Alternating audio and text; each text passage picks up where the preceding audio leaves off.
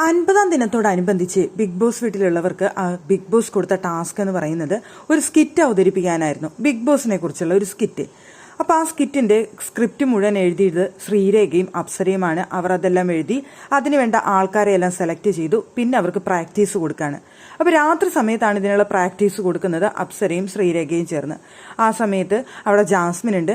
ജാസ്മിനെ പ്രത്യേകിച്ച് റോളൊന്നുമില്ല സ്കിറ്റിൽ. ജാസ്മിന് മാത്രമല്ല, റോളുകളില്ലാത്ത വേറെയും ചിലരുണ്ട്. എല്ലാവർക്കും റോളുകൾ കൊടുക്കാനായിട്ട് ഇല്ല എന്ന് അവിടെ അപ്സര തന്നെ പറഞ്ഞു. പക്ഷേ അവിടെ ജാസ്മിൻ ഇരുന്ന് അപ്സരയുടെ അടുത്ത് കെഞ്ചുന്നുണ്ടായിരുന്നു. എന്തെങ്കിലും ഒരു ചെറിയ റോൾ എനിക്ക് തരുമോ ചേച്ചി, ഒന്ന് ക്യാമറ പിടിക്കാനായാലും കുഴപ്പമില്ല, ക്യാമറമാനായിട്ടായാലും കുഴപ്പമില്ല, ഇനി പോട്ടെ ഒന്ന് പട്ടി കുറയ്ക്കുന്നതാണെങ്കിൽ പോലും എനിക്കൊരു പ്രശ്നമില്ല, എന്തെങ്കിലും ഒരു റോൾ എനിക്ക് തായോ ചേച്ചി എന്ന് പറഞ്ഞുകൊണ്ട് അപ്സരയുടെ അടുത്ത് ഇരുന്ന് കെഞ്ചുന്നുണ്ടായിരുന്നു.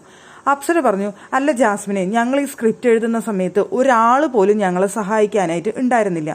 ഞങ്ങൾ ഇതിന്റെ പ്ലാനിങ്ങുകളൊക്കെ ചെയ്യുന്ന സമയത്ത് നീ എവിടെയായിരുന്നു എന്ന് ജാസ്മിന്റെ അടുത്ത് ചോദിക്കുന്നുണ്ടായിരുന്നു. ഒരു കാര്യം ബിഗ് ബോസ് ഏൽപ്പിച്ചു കഴിഞ്ഞാൽ അത് ചെയ്യുന്ന സമയത്ത് കൂടെ വേണം.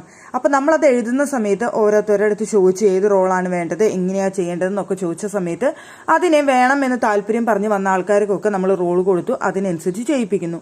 ഈ സമയത്ത് ഒന്നും തന്നെ നിന്നെ അവിടേക്ക് കണ്ടില്ല, നീ അങ്ങോട്ട് വന്നേയില്ല, ഒരു കാര്യത്തിനും നിന്നെ കണ്ടില്ല എന്ന് അപ്സര പറയുന്നുണ്ട്. അപ്പൊ അങ്ങനെയൊക്കെയുള്ള സമയത്ത് എന്താ ചെയ്യേണ്ടതെന്ന് വെച്ച് കഴിഞ്ഞാൽ നമ്മുടെ ഒപ്പം വന്നിരിക്കുകയും നമ്മുടെ കൂട്ടത്തിൽ ചേരുകയും അങ്ങനെ ചെയ്യണം, എന്നാലേ നമുക്ക് ഇതിനൊക്കെ സാധിക്കുള്ളൂ എന്ന് അപ്സര ജാസ്മിനോട് പറഞ്ഞു. അപ്പൊ ജാസ്മിൻ പറഞ്ഞു, അല്ല ചേച്ചി എനിക്ക് വയ്യാഞ്ഞിട്ടാണ് ചേച്ചി, ഞാൻ അതുകൊണ്ടാണ് വരാതിരുന്നത് എന്ന് പറഞ്ഞു. അപ്പൊ അപ്സര പറഞ്ഞു, ഇവിടെ എല്ലാവർക്കും റോളില്ല, ഞാൻ പോലും ചെയ്യുന്നില്ല, എനിക്ക് റോളൊന്നുമില്ല, പിന്നെ എല്ലാവർക്കും വേണ്ടവർക്ക് ചെറിയ ചെറിയ റോളുകളൊക്കെ കൊടുത്തു കഴിഞ്ഞു, ഇനിയിപ്പോൾ ഇതിന്റെ ഉള്ളിൽ പ്രത്യേകിച്ച് റോളൊന്നുമില്ല എന്ന് പറഞ്ഞുകൊണ്ട് ജാസ്മിനെ മാറ്റി നിർത്തുന്നുണ്ടായിരുന്നു അപ്സര. അല്ല, അപ്സര പറഞ്ഞത് വളരെ കറക്റ്റാണ്. റൂമിന്റെ ഉള്ളിൽ അടയിരുന്നു കൊണ്ട് ഗബ്രീരൊപ്പം ഇരുന്ന് കമന്റ് അടിക്കാനും ഗബ്രീനെ കെട്ടിപ്പിടിച്ചിരിക്കാനും ഗബ്രീരെടുത്ത് എനിക്ക് പ്രണയമാണ്, കണ്ണിലേക്ക് നോക്ക് എന്നൊക്കെ പറഞ്ഞിരിക്കാനായിട്ട് ജാസ്മിന് നല്ല സമയമുണ്ടായിരുന്നു, ഒരു വയ്യായികയും ഉണ്ടായിരുന്നില്ല. എന്നാൽ ബിഗ് ബോസ് എന്തെങ്കിലും ടാസ്ക് കൊടുക്കുക, ബിഗ് ബോസ് എന്തെങ്കിലും കാര്യങ്ങൾ കൊടുക്കുകയോ ചെയ്ത സമയത്ത് അവരവിടെ ഇരുന്ന് കഷ്ടപ്പെടുമ്പോൾ അവിടേക്ക് ചെല്ലാനും കൂട്ടത്തിൽ കൂടാനും ജാസ്മിനെ കൊണ്ട് സാധിച്ചിട്ടില്ല. എന്തിനേറെ പറയുന്നു, വീട്ടിലെ പണികൾ പോലും അവിടെ ജാസ്മിൻ എടുക്കാനായിട്ട് നേരമില്ല, ഗബ്രീരൊപ്പം ഇരിക്കാനേ നേരമുള്ളൂ. അപ്പൊ അങ്ങനെയുള്ള ജാസ്മിന് വേണ്ടിയിട്ട് ഒരു റോൾ ഒഴിച്ചിട്ട് കൊണ്ട് ചെയ്യേ എന്ന് പറഞ്ഞുകൊണ്ട് ചെയ്യിപ്പിക്കേണ്ട ആവശ്യം അപ്സരയെ സംബന്ധിച്ചിടത്തോളം ഇല്ല. അപ്സര കൂടെ ഉണ്ടായിരുന്ന ആ സമയത്ത് ഒപ്പം ഇരുന്ന ആൾക്കാർക്കൊക്കെ റോളുകൾ കൊടുത്തു, അവരെ കൊണ്ട് ചെയ്യിപ്പിച്ചു.